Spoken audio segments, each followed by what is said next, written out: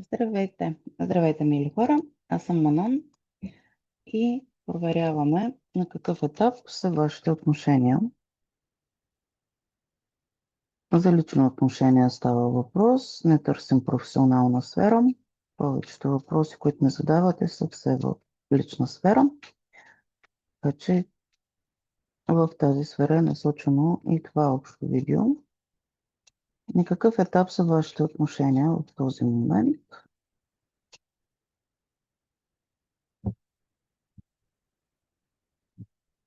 Ще ви избера 3 варианта.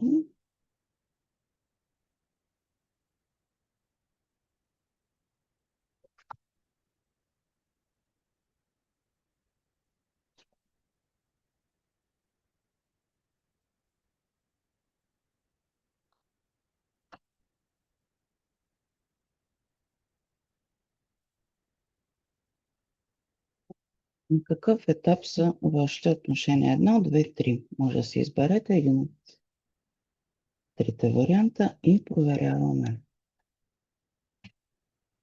Прекрасен аркан влюбени. Сега, аркан влюбени от старшите аркани, които дават индикация за това, че и Вселената има отношение към този казус, не е само на земно-битово ниво, вие да си мислите, че имате връзка там с някой, той въобще да не подозира за това.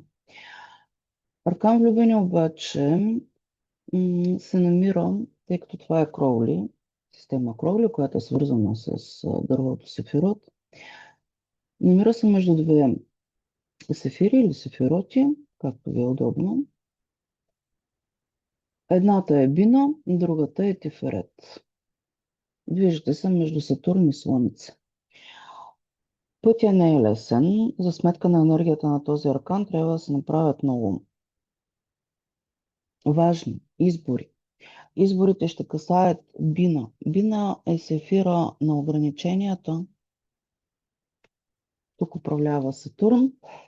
Тук има смърт, има крайност, има за първи път възникнало думата време и думата край на нещо. Тук възникват и думички като карма. За тази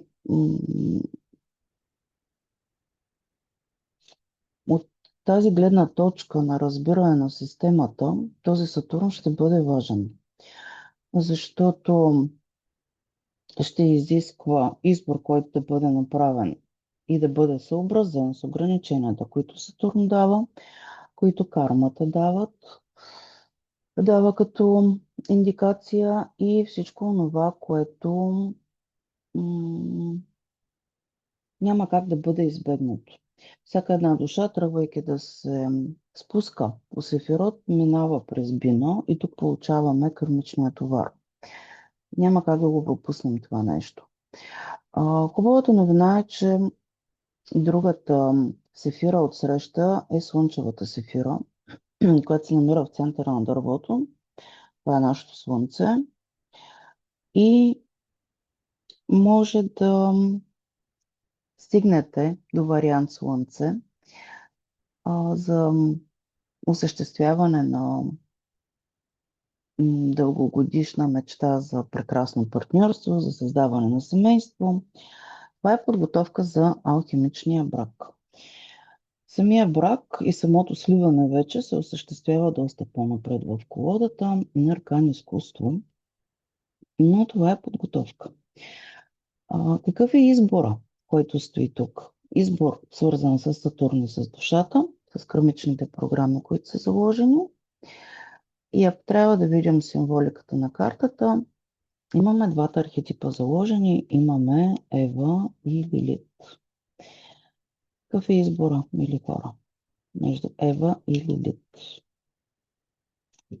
Интересен е винаги. Аз ви пожелавам нещата да се получат по възможно най-добрия начин за вас. От тук натам за материализация и всичко това да бъде смъкнато вече на ниво Земя и да имате някакво конкретно събитие. От 6-та сефира трябва да слезем на 10-та. Има кратки пътечки, които могат да ни заведат до земното царство, до Малхут, именно чрез следващия аркан изкуство, който стои на тази пътека. Там вече е сливането, 14-ти аркан на двамата човека, които се вричат. И през пътеката на аркан Вселена може да се стигне до земното царство. Това е най-пряката пътека. Това означава избран партньор по душа, по съдба, по кърмичност, като програми, каквото и да значи това. Кърмичните програми не винаги са леки или тежки, те са си такива каквито са и каквито душата има нужда да бъдат. И аз ви пожелавам наистина точно този сценарий, възможно най-малкото съпротивление да стигнете до земно царство и нещата да се развият прекрасно. Има и по-тежки пътеки през аркан Смърт, през Венера, през Луна и така в земното царство. Там пътеката е доста по-трудна. Има и друга пътека през Дявол и през Еон. Там е още по-сложна. Там ще има програми, които и родовите системи ще бъдат намесени и ще има някакви изкушения. Това също съществува като хипотеза. За да слезе шести аркан от Сефира Тиферет, от Слънчевата Сефира до царството на Малхут, има време. Пожелавам ви, възможно най-синхронично, да се сбъдват нещата.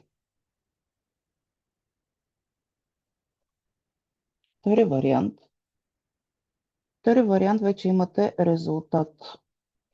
Принцеса Диск живее в земното царство.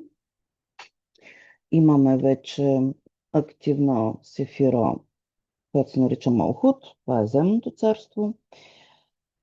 И самите принцеси също живеят в земния свят, който се казва Асия. Така че тук имаме две едни и същи енергии. Първо дисковете са в Сефира Малхут, земно царство, и самата принцеса също живее в света на Асия.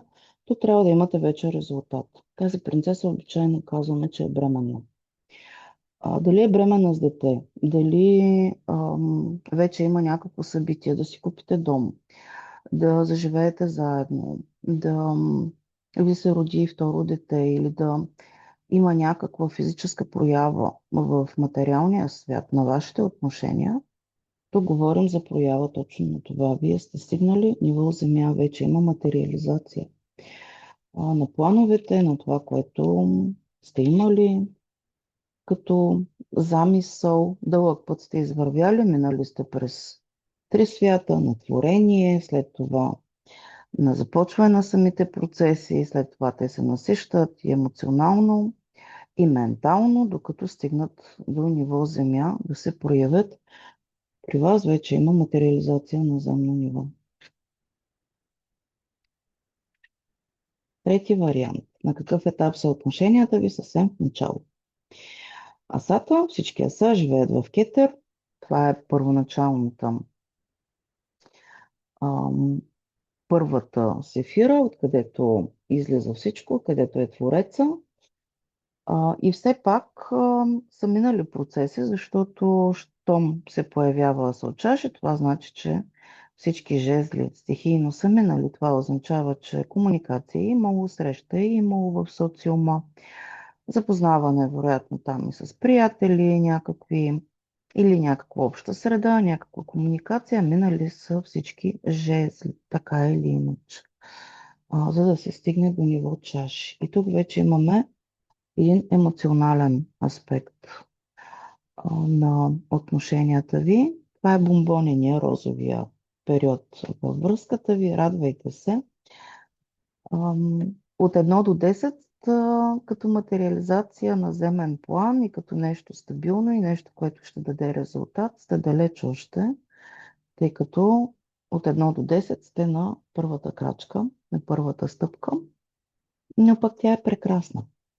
Така че радвайте се, ако сте си избрали трети вариант и това ви синхронизира по някакъв начин. Радвайте се на този момент, тъй като след Асо чаши, като минат всички чаши, ще дойде Асо меч. Асо меч е прекрасна карта, но там са вече отношенията на база комуникация, на база разговори, на база аз какво искам, на база разум, на база ментал. И след като минат и стихия мечове, ще се появят пентаклите или така наречените дискове, което ще даде възможност за материализация вече на някакви планове на ниво Земя. Успех ви пожелавам и до скоро, мили хора!